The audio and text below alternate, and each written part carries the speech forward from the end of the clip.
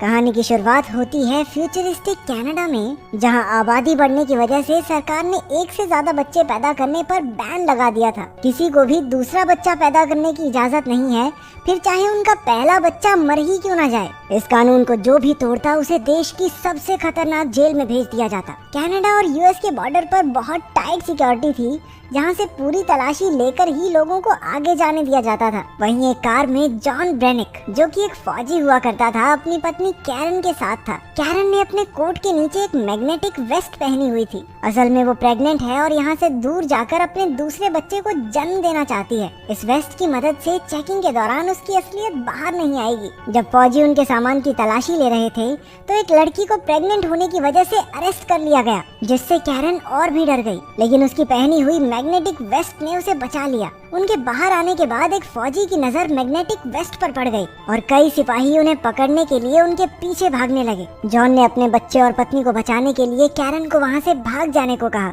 जबकि वो वहीं रुककर सैनिकों को रोके रखेगा। इसके बाद जॉन को बंदी बनाकर बाकी कैदियों के साथ एक जेल में ले जाया जा रहा था, जिसका नाम है फोर्ट्रेस। यह देश की सबसे हाई टेक्नोलॉजी वाली जेल है, जिसे एक रेगिस्तान के बीचों बीच बनाया गया था। वहाँ से किसी का बच निकलना नामुमकिन था। जब कैदी अंदर पहुँचे तो गार्ड्स ने उन्हें पूरी तरह नंगा करके उनकी चेकिंग की। इसके बाद सभी कैदियों को एक कमरे में ले जाकर उनके पेट में हाईटेक ट्रैकर डाल दिया गया। अगर कोई भी कैदी जेल के नियमों को तोड़ेगा तो ये सिस्टम एक्टिवेट होकर उसका पेट फाड़ देगा। डायरेक्टर पो ने सबसे कहा कि अगर कोई भी कैदी येलो लाइन से बाहर जाएगा तो उसके पेट में जोरदार दर्द होने लगेगा और रेड लाइन को पार करते ही कैदी की मौत हो जाएगी। एक कैदी घबराकर गलती से येलो लाइन के पार चला गया और अचानक पेट में तेज दर्द की वजह से नीचे गिर पड़ा। उसे कुछ समझ नहीं आ रहा था तो उसने गलती से रेड लाइन भी क्रॉस कर दी। उसी समय उसका पेट